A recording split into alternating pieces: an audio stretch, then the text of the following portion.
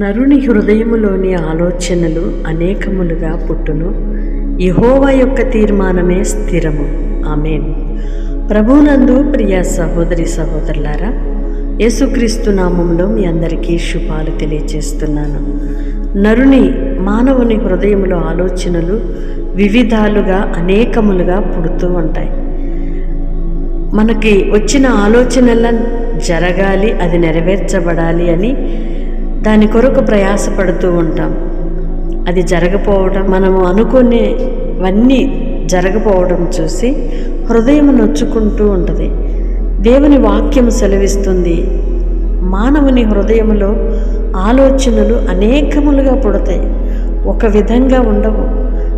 మనసుకు వచ్చినట్లెల్లా అనేక రకములైన ఆలోచనలు కలుగుతాయి, కానీ అవన్నీ జరిగేవి కావు, అవన్నీ స్థిరము కావు, తాత్కాలికమైనవే అని బైబిల్ చెప్తుంది. యెహోవా యొక్క తీర్మానమే స్థిరమవుతుంది.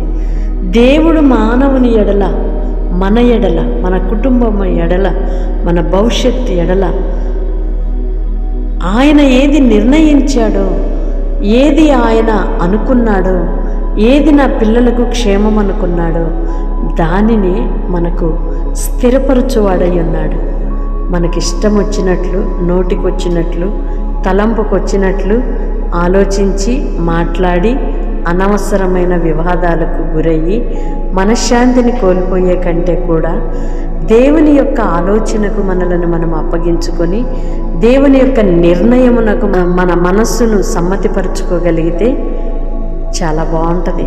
అది ఎలాంటి పరిస్థితి అయినా దేవునికి అప్పగించుకొని దేవుని యొక్క ఆలోచనకు, ఆయన తీర్మానమునకు, ఆయన యొక్క నిర్ణయాలకు మానవులుగా మనము ఒబే అవ్వగలిగితే మన జీవితం చాలా ఆహ్లాదంగా, ఆనందంగా, సంతోషంగా, సంతృప్తిగా ఉంటుందని బైబిల్ సారాంశం. ఆయన మాటలలోని ఈ సత్యాన్ని మనము గ్రహించగలిగితే నిజముగా ధన్యులమే.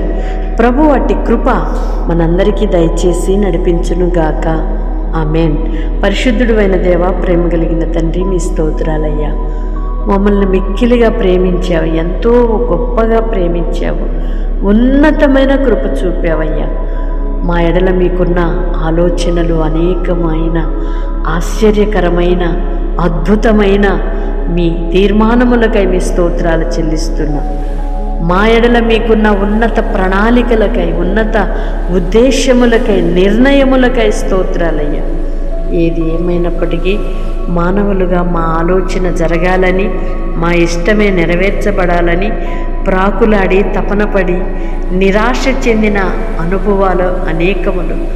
వాటన్నిటినీ కాక మీ ఇష్టానికి, మీ చిత్తానికి, మీ నిర్ణయానికి మమ్మల్ని అప్పగించుకుంటున్నామయ్యా. మీ కృప చూపమని వేడుకుంటున్నాం. తెలిసి తెలియని అవివేకమును తొలగించి గొప్ప జ్ఞానమును అయ్యా, మీ కృపను అనుగ్రహించి మీ గణనామానికి సాక్షులుగా మేము బ్రతుకున్నట్లుగా మీ ఇష్టాన్ని, మీ చిత్తాన్ని మేము సన్మానించి, గౌరవించి, ఘనపరిచే కృప నాకు, మాకు, అందరికీ దయచేయమని యేసయ్య నామములో ప్రార్థిస్తున్నాను తండ్రి. ఆమేన్.